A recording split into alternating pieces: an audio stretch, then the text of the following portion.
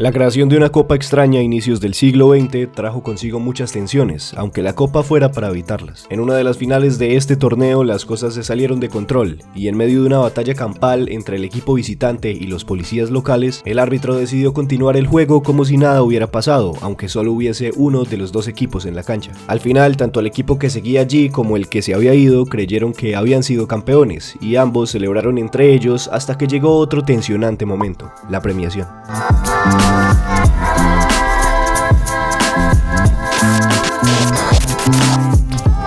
Para volver a hablar de copas extintas y raras hay que conocer de qué torneo estamos hablando, pero antes de eso hay que conocer de qué contexto o situación social nace el curioso nombre e intención de la Copa Roca, porque sí, se llama Copa Roca. Para eso nos remontamos al siglo XIX, en donde las tensiones por territorios estaban más vivas que nunca. La Guerra de Brasil se produjo indefinidamente en un lapso de 3 años, un conflicto armado entre las provincias del Río de la Plata y el Imperio de Brasil, quienes luchaban por la posesión de tierras orientales uruguayas, básicamente. Aunque al final se llegó a un acuerdo tras tanta sangre derramada por un supuesto acuerdo de paz, las diferentes riñas entre ambos países persistieron durante el siglo y se preguntarán qué tiene que ver esto con una copa de fútbol inédita. Pues todo tiene que ver, pero para entenderlo hay que conocer al protagonista de esta historia, el expresidente argentino.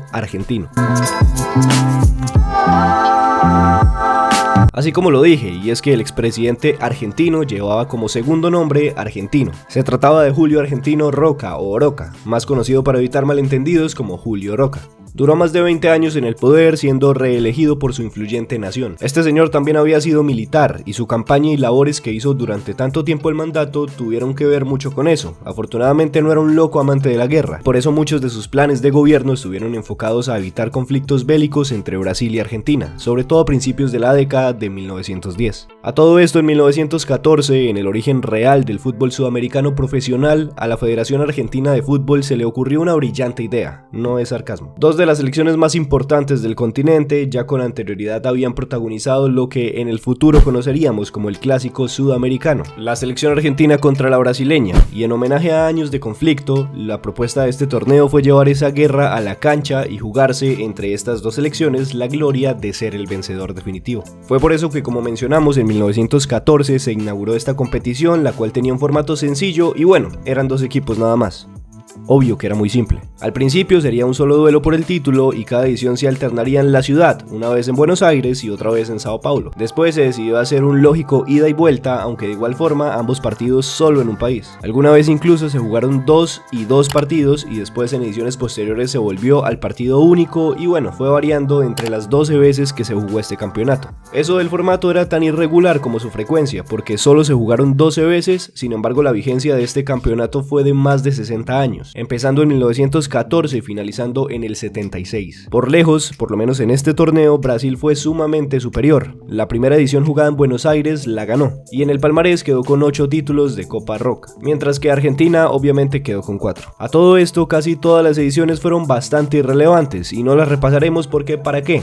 Vámonos directo al meollo de esta surrealista historia que se dio en la Copa Roca de 1939. Aquí el contexto deportivo toma peso, porque mientras Brasil había sido un gran protagonista del más reciente Mundial de Italia 38, con grandes figuras como el delantero Leonidas da Silva, precisamente goleador del Campeonato del Mundo, Argentina ni siquiera jugó eliminatorias para ese Mundial, pues se retiró por desacuerdo con la sede. El nivel y presente eran muy distintos, sin embargo todo ocurrió completamente opuesto a como se esperaba. Esta edición fue disputada en un estadio brasileño, en el San Januario de Río de Janeiro. Era enero y el seleccionado albiceleste viajó hasta tierras rivales para la Copa y empezaron con pie derecho. En el primer encuentro golearon inesperadamente por 5-1 al local y pese a la amplia ventaja, el elenco carioca con sed de venganza preparó una revancha casi perfecta. Tan perfecta como la oportunidad que tienen ustedes de suscribirse a este canal y sobre todo pegarle un me gusta a este video para seguir disfrutando de historias ocultas e increíbles del fútbol.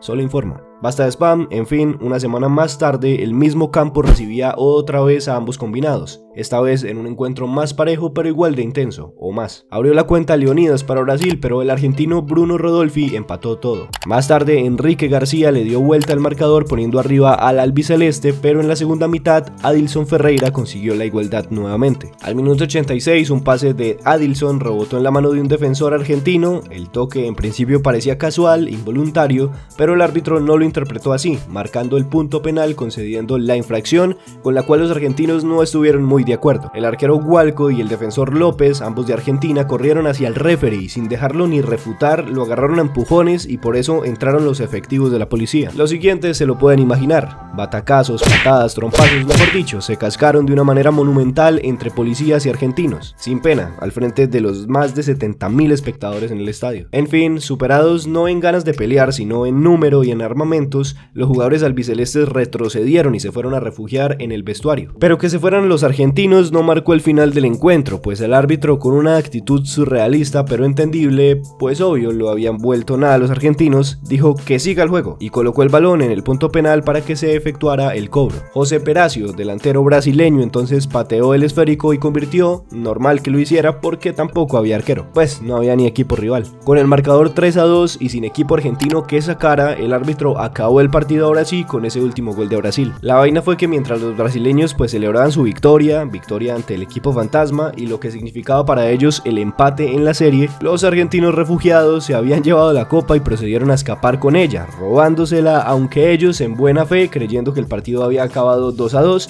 pues usaron la lógica. El primer encuentro lo ganaron y como fue supuestamente un empate, pues ellos habían ganado y tenían el derecho a llevarse el trofeo. Pero qué va, en teoría el partido acabó siendo una victoria brasileña, aunque en teoría lo que hizo el referee de cobrar el penal sin el arquero no era legal. Y bueno, al final no se sabe qué pasó con los prófugos, lo único que se sabe es que años después Soda Stereo les compondría una canción: Qué humilde que es Cerati.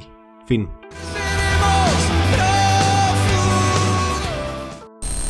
Gente, no olviden revisar el feed de shorts del canal, allí he estado subiendo una serie que ha gustado bastante de mini historias como estas, pero contadas en menos de un minuto. Vayan y véanlos todos y me comenten cuál ha sido sus favoritas hasta el momento. De todas maneras pendiente porque seguiremos subiendo de esto semanalmente, ahora que estoy casi de vuelta. Si les gustó esta historia pueden apoyar el contenido dejando su valioso like, comentando y suscribiéndose para que no se pierdan los nuevos videos cada semana. Les cuento que esta, así como varias de las historias que ven en este canal, son en base a los libros de Luciano Wernick, un especialista en la materia y gran referente. En pantalla les dejo otras historias que seguramente les interese, igual de surrealistas, extrañas y que seguramente no conocían. Yo soy Chapas el Crack, volví y nos vemos en la próxima.